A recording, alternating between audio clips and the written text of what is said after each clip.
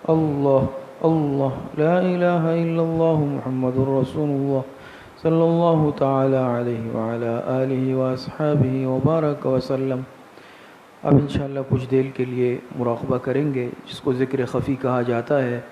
تمام ساتھی گردنوں کو جھکا لیں، دل کی طرف متوجہ ہو جائیں، آنکھوں کو بند کر لیں، زبان کو تالو سے لگا لیں، اپنے خیالات کو یکسو کر لیں اور اپنے دل میں یہ خیال کریں کہ اللہ رب العزت کی بارگاہ سے انوارات، فیوزات، برکات اتر رہے ہیں، میرے دل میں سما رہے ہیں، اور اس کی برکت سے میرے دل سے گناہوں کا زنگ، ظلمات، میل کچیل دور ہو رہا ہے، اور میری دل کی ہر دھڑکن سے آواز آ رہی ہے اللہ اللہ اللہ۔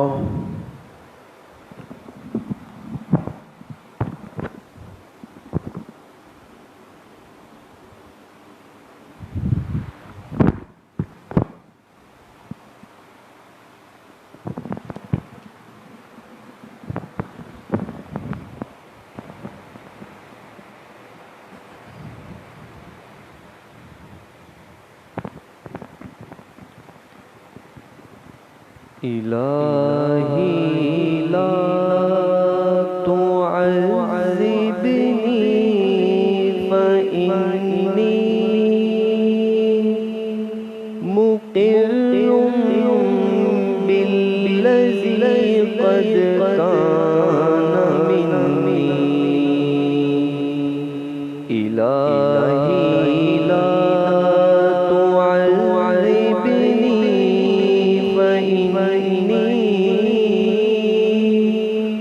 مقر بالذی قد کان منی۔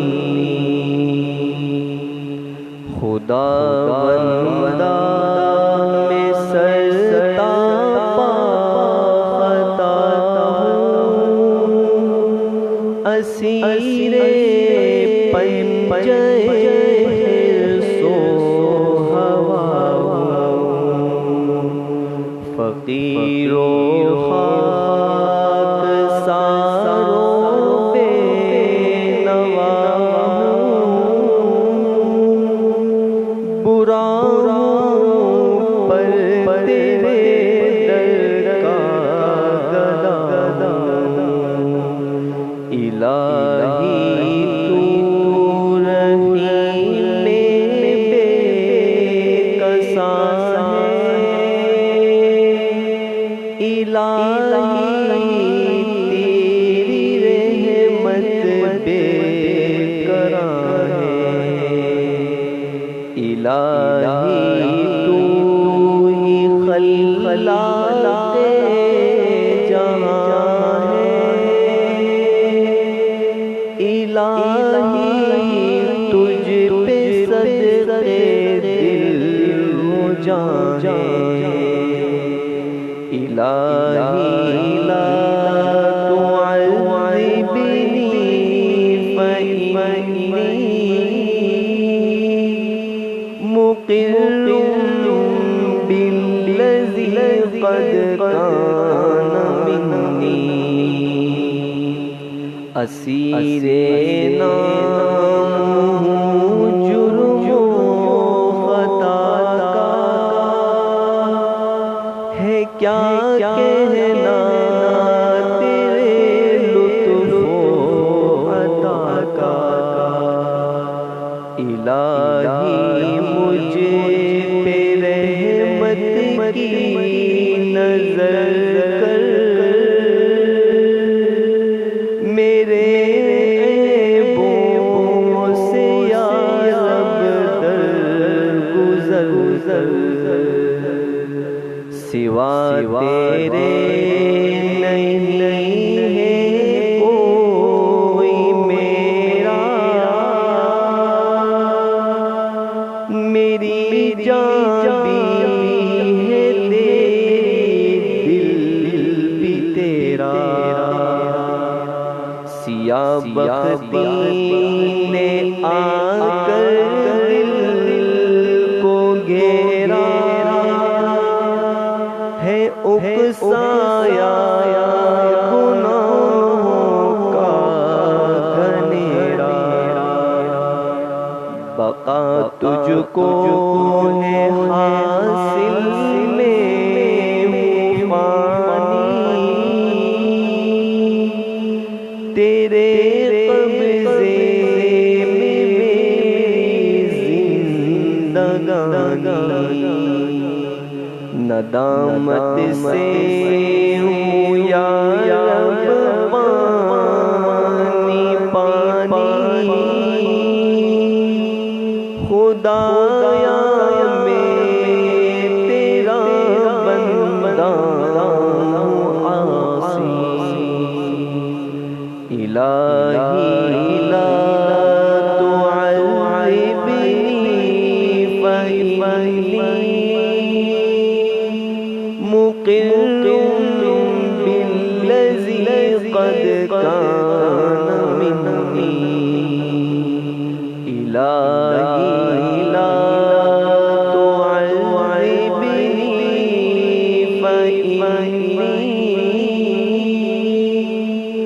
مقر بالذی قد کان منی۔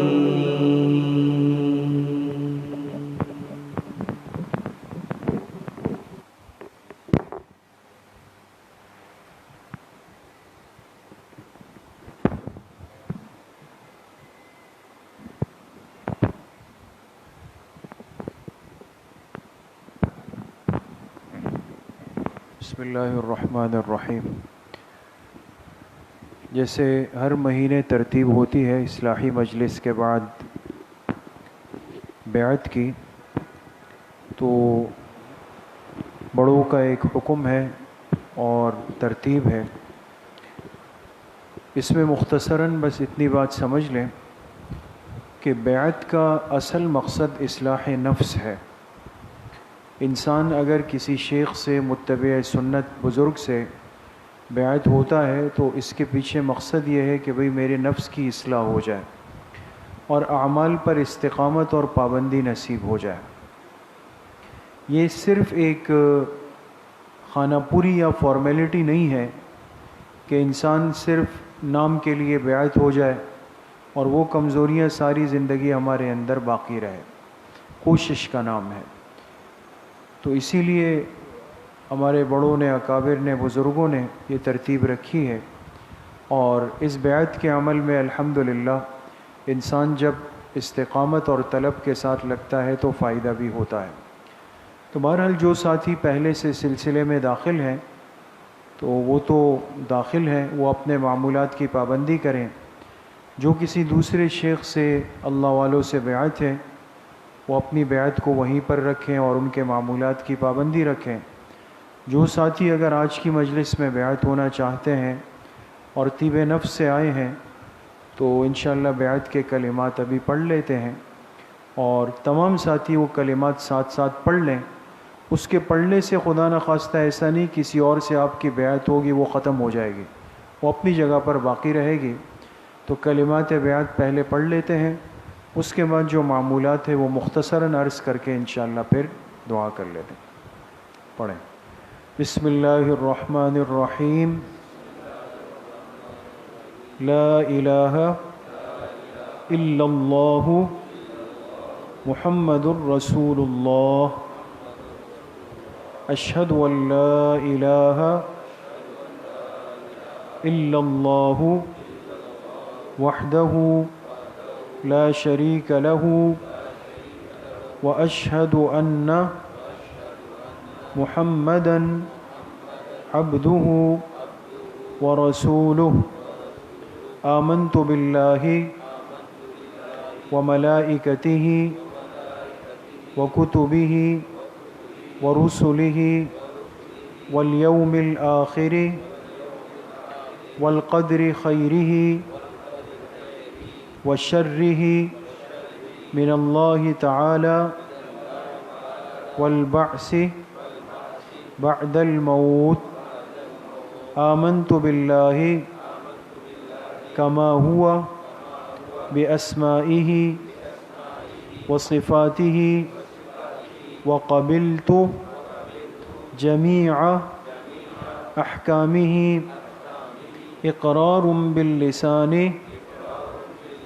و تصدیق بالقلب، میں توبہ کرتا ہوں کفر سے، شرک سے، نفاق سے، ہر کبیرہ گناہ سے، ہر صغیرہ گناہ سے، خاص طور پہ جھوٹ بولنے سے، دھوکہ دینے سے، خیانت کرنے سے، کسی پر ظلم کرنے سے، سود کھانے سے، شراب نوشی کرنے سے، بدکاری کرنے سے، کسی یتیم کا حق مارنے سے،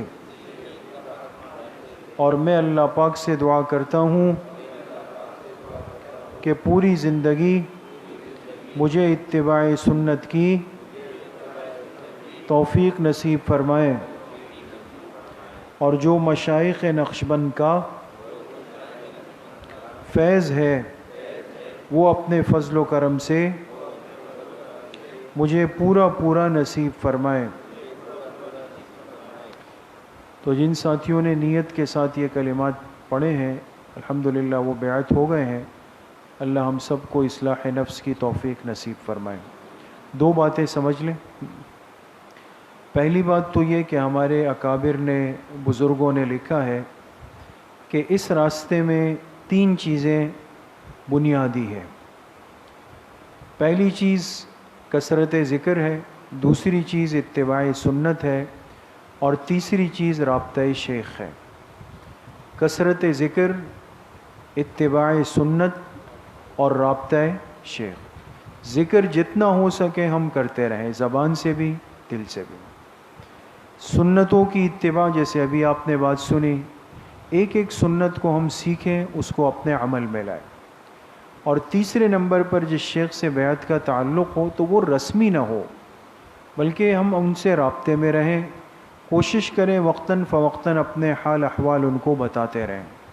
اگر کیفیت میں کوئی ایسی بات ہو جو سمجھ نہ آئے تو اپنے شیخ سے لازماً انسان رابطہ رکھے، اور اس کا کم از کم درجہ یہ ہے کہ یہ جو ہماری ماہانہ مجلس ہے پہلی اتوار کی، اور ہر ہفتے کے دن عصر کی نماز کے بعد مختصر مجلس ہوتی ہے، اس میں بیعت والے ساتھی لازماً شرکت کا اہتمام فرمائیں۔ دوسری بات یہ ہے کہ بیعت کے بعد چند معمولات کی آپ پابندی رکھیں۔ وہ معمولات کیا ہیں؟ سب سے پہلا معمول جو کہ بنیاد ہے اور اصل ہے اس راستے میں، وہ ہے تلاوت قرآن کریم۔ قرآن کی تلاوت سے بات شروع ہوگی، یہ یاد رکھیں، اس کو معمولی نہ سمجھیں۔ قرآن کریم کی تلاوت کا معمول اس راستے کا پہلا قدم ہے، اس لیے تلاوت کی پابندی رکھیں۔ سب سے بہتر یہ کہ روزانہ 1 پارہ کم از کم تلاوت کریں، تاکہ 1 مہینے میں 1 قرآن ختم ہو جائے۔ اگر مشکل ہو تو آدھا پارہ، یہ بھی مشکل تو 1 پاؤ، اس کا بھی وقت نہ ہو تو 1 رکوع پڑھیں، لیکن روز پڑھیں، تاکہ تلاوت کا ناغہ نہ ہو جائے۔ دوسری بات، 5 تسبیحات ہیں، اس کی پابندی کی کوشش کریں۔ وہ کون کون سی تسبیحات ہے؟ روزانہ صبح شام 100 مرتبہ استغفار، 100 مرتبہ صبح، 100 مرتبہ شام۔ بہتر یہ کہ استغفر اللہ ربی من کل ذنب واتوب الیہ پورا پڑھیں۔ اگر وقت کم ہو یا مشکل ہو تو استغفر اللہ استغفر اللہ استغفر اللہ یہ بھی کر سکتے۔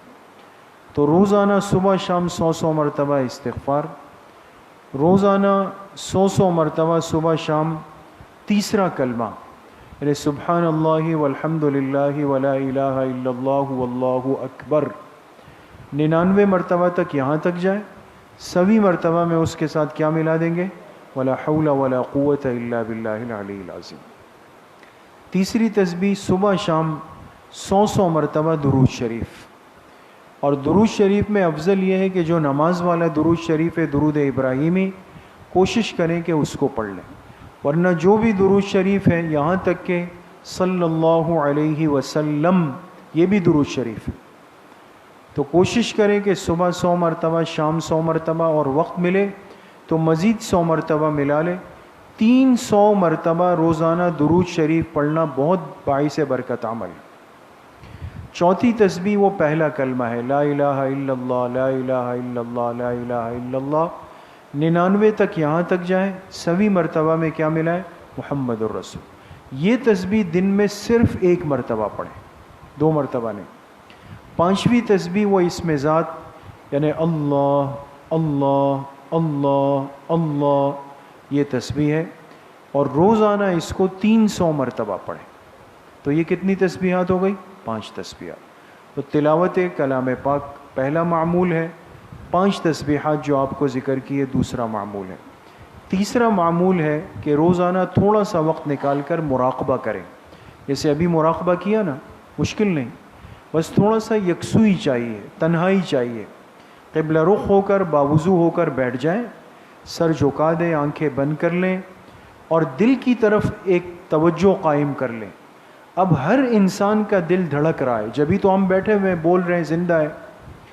یہ جو دل کی دھڑکن ہے، تو ہم یہ تصور کریں کہ یہ دھڑکن اصل میں کیا کہہ رہی ہے؟ اللہ اللہ اللہ اللہ، یہ اس طرح۔ تو ہم اس کو سننے کی کوشش کریں، بلوانے کی نہیں۔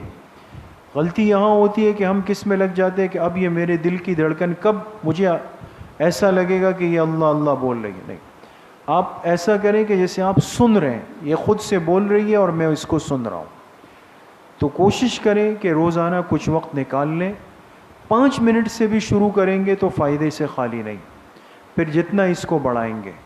تو مراقبہ اس راستے کا ایک پیٹرول ہے دوستو، اور اس سے تصوف میں، بیعت کے عمل میں، اصلاح نفس میں مضبوطی آ جاتی۔ تو ان 3 معمولات کو اپنا حصہ بنائیں، اور جیسے میں نے عرض کیا کہ جو ہمارے معمولات ہیں، ہر مہینے کی پہلی اتوار کی عشاء کے بعد کی مجلس ہے، اور ہر ہفتے کے دن عصر کے بعد آدھا گھنٹہ 35 منٹ کی مجلس ہوتی ہے۔ اس میں بھی ساتھی وقت نکال کے تشریف لائیں۔ اللہ پاک صحیح عمل کی توفیق نصیب فرمائے۔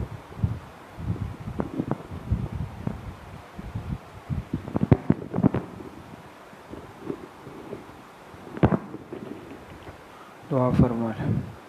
الحمدللہ رب العالمین والعاقبۃ للمتقین، والصلاة والسلام علی خیر خلقہ محمد وآلہ واصحابہ اجمعین۔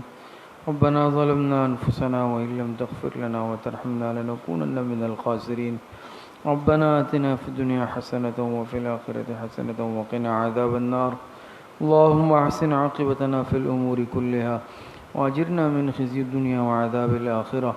اے اللہ ہمارے صغیرہ کبیرہ ظاہراً باطناً چھوٹے بڑے ہر طرح کے گناہوں کو معاف فرما دے۔ اے اللہ جتنی لغزشیں ہوئی ہیں، کوتاہیاں ہوئی ہیں، گناہ کیے ہیں، لیکن اے اللہ توبہ تائب ہوتے ہیں، اللہ ہماری توبہ کو قبول فرما لے۔ اے اللہ جسمانی اور روحانی امراض سے شفا عطا فرما دے۔ جتنے بیمار ہیں، گھروں میں ہے، اسپتالوں میں ہے، جسمانی بیمار ہے، روحانی بیمار ہے، اے اللہ سب کو صحت کاملہ عاجلہ عطا فرما دے۔ اتنے پریشان حال ہے، جس قسم کی پریشانی میں مبتلا ہے، اے اللہ سب کی پریشانیوں کو ختم فرما دے۔ اے اللہ جن کو رشتوں کی پریشانی ہو، ان کو نیک صالح رشتے مہیا فرما دے۔ اے اللہ جو شادی شدہ ہیں، بے اولاد ہیں، ان کو نیک صالح اولاد عطا فرما دے۔ جو صاحب اولاد ہیں، ان کی اولاد کو نیک صالح بنا دے۔ جو مقروض ہیں، غیب سے قرضوں کی ادائیگی کا بندوبست فرما دے۔ جو بیمار ہیں، گھروں میں ہیں، اسپتالوں میں ہیں، جسمانی بیمار ہیں، روحانی بیمار، اللہ سب کو صحت کاملہ عاجلہ عطا فرما دے۔ اللہ ہماری اس مسجد کی، مدرسے کی، خانقاہ کی، یہاں جتنے شعبے چل رہے ہیں، اللہ سب کی بھرپور حفاظت اور نصرت فرما دے۔ پوری دنیا میں، پورے عالم میں جہاں جہاں دینی مدارس، مساجد، مکاتب، خانقاہیں، دعوت و تبلیغ یا دین کے جس نسبت سے کام ہو رہا ہے، اے اللہ سب کو اپنی بارگاہ میں قبول فرما دے، اخلاص کی دولت نصیب فرما دے۔ جتنے اموات المؤمنین دنیا سے جا چکے ہیں، خصوصاً ہمارے والدین، اساتذہ کرام، مشائخ، دوست، احباب، اعزاء، اقارب، جن جن کے ہم پر حقوق اور احسانات ہیں، اللہ سب کی مغفرت فرما دے۔ ہماری دعاؤں کو اپنے فضل و کرم سے، فضل و رحمت سے اپنی بارگاہ میں قبول اور منظور فرما دے۔ وصلی اللہ وسلم علی نبینا محمد وآلہ واصحابہ اجمعین برحمتک یا ارحم۔